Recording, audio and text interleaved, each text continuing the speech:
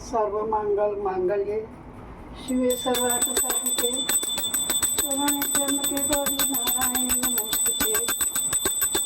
सदा भवानी दायिनी सिद्धि करे गणेश, पंचदेव रक्षा करें ब्रह्मा विष्णु महेश। जय लक्ष्मी माता मैया, जय लक्ष्मी माता, तुमको निश्चिन से हर विष्णु धाता। मैया जय लक्ष्मी माता।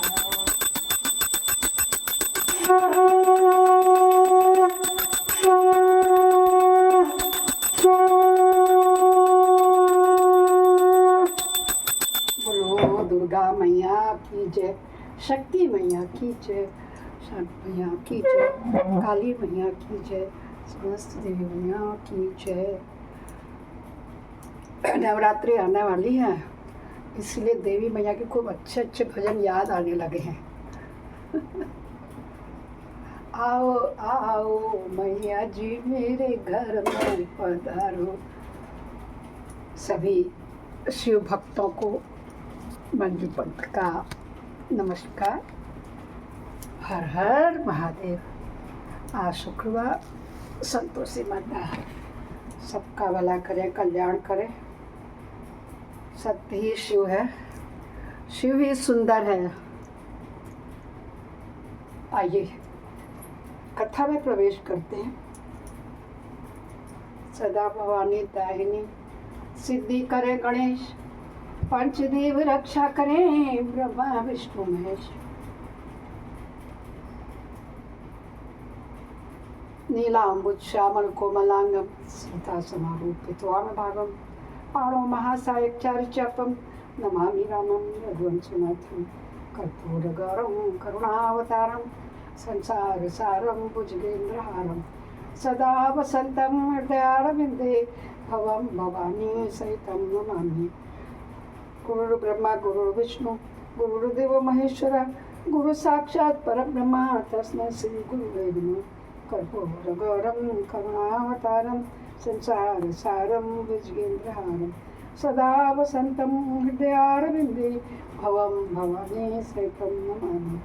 त्वमेव माता च पिता त्वमेव, त्वमेव बन्धुश्च सखा त्वमेव, त्वमेव विद्या द्रविणं त्वमेव, त्वमेव सर्वं मम देव देव।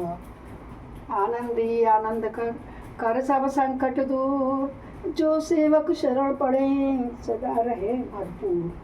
तुम दाता हम मांगता, पिया तुम्हारी खाए, तुम ऐसी जगदाता छोड़ तुम्हें कहाँ जाए।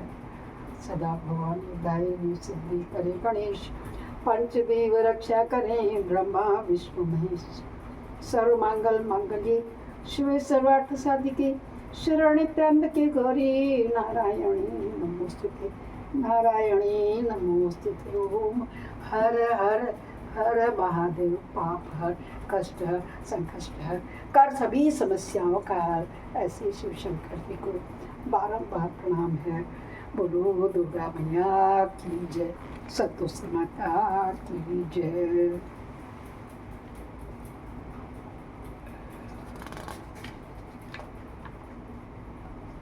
तो कल हमने पढ़ा था कि वीरभद्र ने कैसे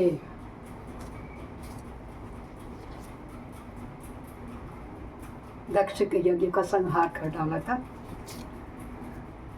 आज हम उसके आगे अध्याय में प्रवेश कर रहे हैं, जिसमें मृत्युंजय का ध्यान किया जाएगा। 38वां अध्याय है ये, कृपया नोटिस करें सब लोग। श्री विष्णु की पराजय में दधीचि मुनि के शाप को कारण बताते हुए दधीचि और सुध्रुव के विवाद का इतिहास, मृत्युंजय मंत्र के अनुष्ठान से दधीचि को अव्ययता तथा श्रीहरि का छू को दधीचि की पराजय के लिए यत्न करने का आश्वासन देना, ये आज के अध्याय का हमारा सब्जेक्ट है। सूर्य कहते हैं महर्षियों, अमित बुद्धिमान ब्रह्मा जी की कही हुई यह कथा सुनकर दुष्श्रेष्ठ नारद विस्मय में पड़ गए। उन्होंने प्रसन्नता पूर्वक प्रश्न किया। क्या पूछा नारद जी ने अपने पिताजी से कि हे पिताजी, भगवान विष्णु शिव जी को छोड़कर अन्य देवताओं के साथ दक्ष के यज्ञ में क्यों चले गए, जिसके कारण वहां उनका तिरस्कार हुआ था? क्या वे प्रलयकाली पराक्रम वाले भगवान शंकर को नहीं जानते थे? फिर उन्होंने अज्ञानी पुरुष की भांति रुद्रगणों के साथ युद्ध क्यों किया? करुणानिधि, मेरे मन में यह बहुत बड़ा संदेह है। आप कृपा करके मेरे इस संशय को नष्ट कर दीजिए और हे प्रभु, मन में उत्साह पैदा करने वाले शिव चरित्र को कहिए। ब्रह्मा जी ने कहा अपने बेटे से, हे नारद, पूर्व काल में राजा शुभ की सहायता करने वाले श्री हरि को दधीचि मुनि ने शाप दे दिया था, जिससे वह उस समय वे इस बात को भूल गए थे कि वे दूसरे देवताओं को साथ लेकर दक्ष के यज्ञ में चले गए। दधीचि ने क्यों शाप दिया? या सुनो, प्राचीन काल में शुभ नाम से प्रसिद्ध एक महातेजस्वी राजा हो गए। वे महाप्रभावशाली मुनीश्वर दधीचि के मित्र थे। दीर्घ काल की तपस्या के प्रसंग से शुभ और दधीचि में विवाद प्रारंभ हो गया, जो तीनों लोकों में महान अनर्थकारी के रूप में विख्यात हुआ। इस विवाद में वेद के विद्वान शिव भक्त दधीचि कहते थे कि शूद्र, वैश्य और क्षत्रिय इन तीनों वर्णों से ब्राह्मण ही श्रेष्ठ है। इसमें संशय नहीं है। और महामुनि दधीचि की बात सुनकर धन वैभव के मत से मोहित हुए राजा शुभ ने उसका इस प्रकार प्रतिवाद किया। क्या बोले शुभ? सुनिए, श्रद्धा और भक्ति से सुनिए, बड़ा आनंद आ रहा है। पितरपक्ष में शंकर जी का कथा सुनने का एक अलग ही महत्व है। शुभ क्या बोले दधीचि से? राजा इंद्र आदि 8 लोकपालों के स्वरूप को धारण करता है। वह समस्त वर्णों और आश्रमों का पालक एवं प्रभु है। किसके लिए कह रहे हैं? विष्णु के लिए। इसलिए राजा ही सबसे श्रेष्ठ है। राजा की श्रेष्ठता का प्रतिपादन करने वाली श्रुति भी कहती है कि राजा सर्वदेवमय है। मुने, इस श्रुति के कथन अनुसार जो सबसे बड़ा देवता है वह मैं ही हूँ, क्योंकि राजा तो मैं ही हूँ। इस विवेचन से ब्राह्मण की अपेक्षा राजा ही श्रेष्ठ सिद्ध होता है। च्यवन नंदन, आप इस विषय में विचार करें और मेरा अनादर न करें, क्योंकि मैं सर्वथा आपके लिए पूजनीय हूँ। शुभ कह रहा, राजा कह रहा दधीचि से। बहुत बड़े तपस्वी थे दोनों। राजा शुभ का यह मत श्रुतियों और स्मृतियों के विरुद्ध था। इसे सुनकर भृगुकुल भूषण मुनि श्रेष्ठ दधीचि को क्रोध आया। मुनि अपने गौरव का विचार करके कुपित हुए। महातेजस्वी दधीचि ने शुभक मस्तक पर बाएं मुक्के से प्रहार किया। उनके मुक्के की मार खाकर ब्रह्मांड के अधिपति कुत्सित बुद्धि वाले शुभ अत्यंत कुपित हो गए, गरज उठे और उन्होंने वज्र से दधीचि को काट डाला। उस वज्र से आहत हो भृगुवंशी दधीचि पृथ्वी पर गिर गए। भार्गव वंशधर दधीचि ने गिरते समय शुक्राचार्य का स्मरण किया। गुरु शुक्राचार्य ना, योगी शुक्राचार्य ने आकर दधीचि के शरीर को, जिसे शुभ ने काट डाला था, तुरंत ही जोड़ दिया। दधीचि के अंगों को पूर्ववत जोड़कर शिव भक्त शिरोमणि तथा मृत्युंजय विद्या के प्रवर्तक शुक्राचार्य ने उनसे कहा। क्या बोले शुक्र? तात दधीचि, मैं सर्वेश्वर भगवान शिव का पूजन करके तुम्हें श्रुति प्रतिपादित महामृत्युंजय नामक श्रेष्ठ मंत्र का उपदेश देता हूँ। त्रयंबकम यजामहे, आता कहते होंगे ना सब लोग। हम भगवान त्रयंबक का यजन करते हैं, यानी कि आराधन करते हैं। त्रयंबक का अर्थ है तीनों लोकों के पिता प्रभावशाली शिव। वे भगवान सूर्य, सोम और अग्नि तीनों मंडलों के पिता हैं। सत्व, रज और तम तीनों गुणों के महेश्वर हैं।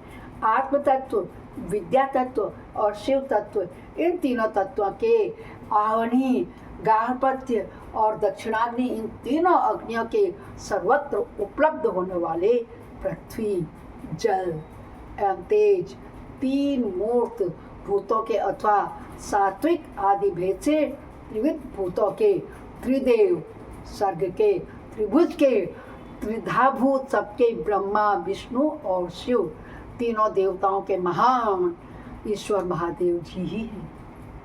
यहाँ तक मंत्र के प्रथम चरण की व्याख्या हुई। क्या? त्र्यंबकम यजामहे। अब मंत्र का द्वितीय चरण क्या है? सुगंधिम पुष्टिवर्धनम। जैसे फूलों में उत्तम गंध होती है ना, उसी प्रकार वे भगवान शिव संपूर्ण भूतों में, तीनों गुणों में, समस्त कृत्यों में, इंद्रियों में, अन्याय देवों में और गणों में उनके प्रकाशक सारभूत आत्मा के रूप में व्याप्त हैं। अतः सुगंध युक्त एवं संपूर्ण देवताओं के ईश्वर हैं। यहाँ तक किसकी व्याख्या हुई? सुगंधिम की। अब पद की व्याख्या क्या है? उत्तम। अब पुष्टिवर्धनम की व्याख्या करते हैं। उत्तम व्रत का पालन करने वाले द्विज श्रेष्ठ। उत्तम व्रत का पालन करने वाले द्विज श्रेष्ठ महामुनि नारद उन अंतर्यामी पुरुष शिव से प्रकृति का पोषण होता है, सबको पता है। महत्व से लेकर विशेष पर्यंत संपूर्ण विकल्पों की पुष्टि होती है तथा मुझ ब्राह्मण का, विष्णु का, मुनियों का, इंद्रियों सहित देवताओं का भी पोषण होता है। कौन करते हैं? यही है भोले बाबा। श्री शंकर भगवान की जय होवे, जय होवे। तथा मुझ ब्रह्मा का, विष्णु का, मुनियों का और इंद्रियों सहित देवताओं का भी पोषण होता है, इसलिए वे ही क्या है? पुष्टिवर्धनम। अब मंत्र के तीसरे और चौथे चरण की व्याख्या करते हैं। उन दोनों चरणों का स्वरूप है कि उर्वारुकमेव बंधनान मृत्युर्मुक्षीयमामृताम्। अर्थात प्रभु, जैसे खरबूजा पक जाने पर ना लता बंधन से छूट जाता है, उसी तरह से मैं मृत्यु रूप से बंधन से मुक्त हो जाऊं, अमृत मोक्ष से पृथक न हो। वे रुद्रदेव अमृत स्वरूप हैं, जो पुण्य कर्म से, तपस्या से, स्वाध्याय से, योग से अथवा ध्यान से उनकी आराधना करता है, उसे नूतन जीवन प्राप्त होता है। इस सत्य के प्रभाव से भगवान शिव स्वयं ही अपने भक्तों को मृत्यु के सूक्ष्म बंधन से मुक्त कर देते हैं। बोलो शंकर भगवान की जय होवे। ठीक उसी तरह जैसे उर्वारुक क्या होता है? ककड़ी का पौधा ना। ककड़ी का पौधा अपने फल को स्वयं ही लता के बंधन में बांधे रखता है और पक जाने पर स्वयं ही उसे बंधन से मुक्त कर देता है। यह मृत संजीवनी मंत्र है, जो मेरे मत से सर्वोत्तम है। तुम प्रेम पूर्वक नियम से भगवान शिव का स्मरण करते हुए इस मंत्र का जाप करो। जप और हवन के पश्चात इसी से अभिमंत्रित किए हुए जल को दिन में और रात में पियो तथा शिव विग्रह के समीप बैठकर उन्हीं का ध्यान करते रहो। इससे कहीं भी मृत्यु का भय नहीं रहता है। न्यास आदि सब कार्य करके विधिवत भगवान शिव की पूजा करो। यह सब करके शांत भाव से बैठकर भक्त वत्सल शंकर का ध्यान करना चाहिए। मैं भगवान शिव का ध्यान बता रहा हूँ, जिसके अनुसार उनका चिंतन करके और मंत्र जप करना चाहिए। कौन है? शुक्राचार्य जी। किसको बता रहे हैं? दधी जी को। इस तरह निरंतर जप करने से बुद्धिमान पुरुष भगवान शिव के प्रभाव से उस मंत्र को सिद्ध कर लेता है। मृत्युंजय का क्या ध्यान है? संस्कृत में लिखा है, तो कोशिश कर। हस्ताम्बोज युगस्थ कुंभ युगलाधुत्यम तोयम शिरः सिंचुवंतम करयोग युगेन घट्टम स्वांके सकुंभहु करो अक्षय संगम ग्रम गहस्तम अंबुजम गतम मूर्धस्थ चंद्र संवृतम पीयूषाधृतम भजे सगिराटम त्रक्ष च मृत्युंजयम। अब इसकी हिंदी बताऊं कि मैं आपको, जो अपने दो कर कमलों में रखे हुए दो कलशों से जल निकाल कर उनसे ऊपर दो हाथों द्वारा अपने मस्तक को सींचते हैं, अन्य दो हाथों में घड़े लिए हुए हैं, उन्हें अपनी गोद में रखे हुए हैं तथा शेष दो हाथों में रुद्राक्ष एवं मृग मुद्रा धारण करते हैं, कमल के आसन पर बैठे हुए हैं, सिर पर स्थित चंद्रमा से निरंतर झड़ते हुए अमृत से जिनका शरीर भीगा हुआ है, तथा जो त्रिनेत्र धारण करने वाले हैं उन मृत्युंजय भगवान का, जिनके साथ गिरिराज नंदिनी उमा भी विराजमान है, मैं भजन चिंतन करता हूँ। बोलो हर हर हर महादेव, बोलो शंकर भगवान की जय होवे। ब्रह्मा जी कहते हैं, हे तात, मुनि श्रेष्ठ दधीचि को इस प्रकार उपदेश देकर के शुक्राचार्य भगवान शंकर का स्मरण करते हुए अपने स्थान को लौट गए। उनकी वह बात सुनकर महामुनि दधीचि बड़ी प्रेम से बात सुनकर शिव जी का स्मरण करते हुए तपस्या के लिए वन में गए। वहां जाकर उन्होंने विधि पूर्वक महामृत्युंजय मंत्र का जप और प्रेम पूर्वक भगवान शिव का चिंतन करते हुए तपस्या प्रारंभ की। दीर्घ काल तक उस मंत्र का जप और तपस्या द्वारा भगवान शंकर की आराधना करके दधीचि ने महामृत्युंजय शिव को संतुष्ट किया। महामुनि उस जप से प्रसन्न चित्त हुए भक्त वत्सल भगवान शिव दधीचि के प्रेम बस उनके सामने प्रकट हो गए। बोलो शंकर भगवान की जय होगी। उन्होंने विधि पूर्वक प्रणाम करके दोनों हाथ जोड़कर भक्ति भाव से शंकर का स्तवन किया। तात मुने तदंतर मुनि के प्रेम से प्रसन्न हुए। शिव ने च्यवन कुमार दधीचि से कहा, क्या कहा? दधीचि किसके पुत्र हैं? च्यवन कुमार जी की। क्या कहा? तुम वर मांगो। भगवान शिव का यह वचन सुनकर भक्त शिरोमणि दधीचि दोनों हाथ जोड़कर नतमस्तक हो भक्त वत्सल शंकर से बोले। दधीचि ने कहा, देव देव महादेव, मुझे 3 वर दीजिए। 1 नहीं, 2 नहीं, 3 चाहिए उनको। मेरी हड्डी वज्र हो जाए। याद है दधीचि की हड्डियों का वज्र बनाया गया जो इंद्र के पास है। कोई भी मेरा वध न कर सके और मैं सर्वत्र अधीन रहूं। कभी मुझ में दीनता न हो, दीनता न हो, अधीन रहूं। दधीचि का वचन सुनकर प्रसन्न हुए परमेश्वर शिव ने क्या कह दिया? तथास्तु। तथास्तु कहकर वे तीनों वर दे दिए। शिव जी से 3 वर पाकर वेद मार्ग में प्रतिष्ठित महामुनि दधीचि आनंदमय हो गए और शीघ्र ही राजा शिव के स्थान में गए। महादेव जी से अब्धता, वज्रमय, अस्थि और अधीनता पाकर दधीचि ने राजेंद्र शिव के मस्तक पर लात मारी। फिर तो राजा शिव ने भी क्रोध करके दधीचि पर वज्र से प्रहार किया। वे भगवान विष्णु के गौरव से अधिक गर्व में भरे हुए थे। कौन? राजा शिव। परंतु शिव का चलाया हुआ वह वज्र परमेश्वर शिव के प्रभाव से महात्मा दधीचि का नाश नहीं कर सका। इससे ब्रह्म कुमार शिव को बड़ा विस्मय हुआ।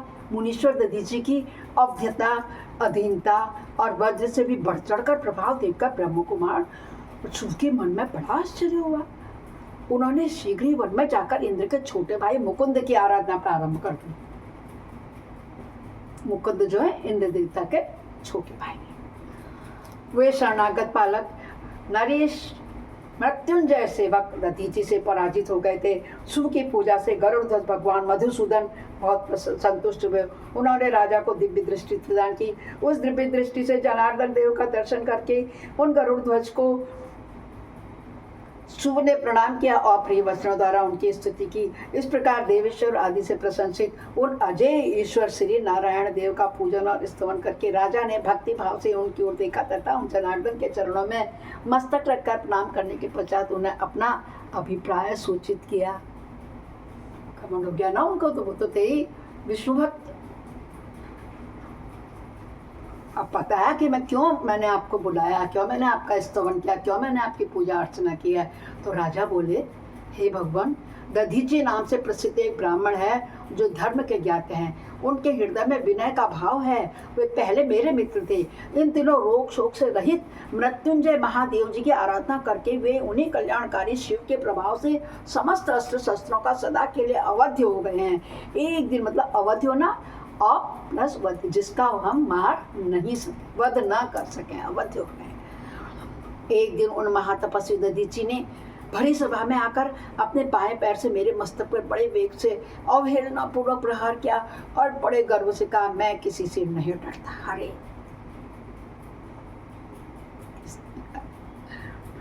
मैं किसी से नहीं डरता। अरे वे मृत्युंजय से उत्तम वर पाकर अनुपम गर्व से भर गए हैं।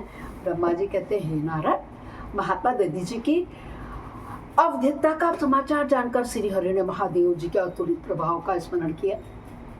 ब्रह्मा विष्णु महेश एक दूसरे की सभी की शक्तियों का जिससे परिचित है, और फिर शिव के ही तो जाए हैं सब, वामंग से विष्णु और दामंग से ब्रह्मा जी। तो इस तरफ स्मरण करने लगे विष्णु जी। शिव से बोले, राजेंद्र, ब्राह्मणों को कहीं थोड़ा सा भी भय नहीं है। भूपते, विशेषतः रुद्र भक्तों के लिए तो भय नाम की कोई वस्तु है ही नहीं।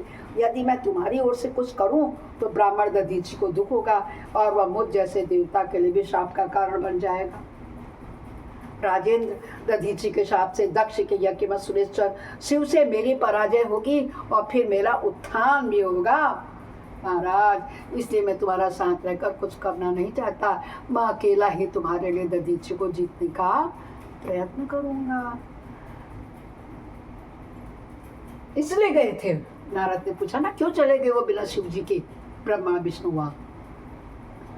अब भगवान विष्णु के यह वचन सुनकर छू बोले, बहुत अच्छा, ऐसा ही। ऐसा कहकर वो उस कार्य के लिए मन मन उत्सुक हो प्रसन्नता पूर्वक वहां से वहीं के वहीं ठहर गए। बोलो शंकर भगवान की जय। इस प्रकार हमारे महापुराण रुद्र संहिता का अध्याय 38 पूर्ण होता है। ओम नमः शिवाय, ओम नमः शिवाय, ओम नमः शिवाय नमः। ओम नमः शिवाय, ओम नमः शिवाय, ओम नमः शिवाय नमः।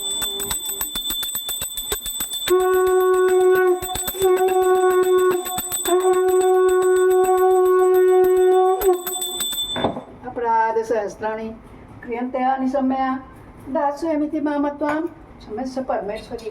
आवाहनं न जानामि विसर्जनं पूजां च न जानामि क्षम्यतां परमेश्वरी। मंत्रेणं क्रियाहीनं भक्तिहीनं सुरेश्वरी। यत् विदितं मया देवी परिपूर्णं तदस्मै। बोलो शंकर भगवान की जय। जिससे श्रवण कर मिट जाती है जन्म जन्म की व्यथा, यही शिव शंकर कथा, यही है भोले बाबा की कथा। बोलो शंकर भगवान की जय। पाप हर, कष्ट हर, संकष्ट हरने वाले भगवान हर हर हर महादेव। कल फिर मिलते हैं 39 यानी 39वां अध्याय के साथ। तब तक के लिए हर हर महादेव। सबको मेरा यथा योग।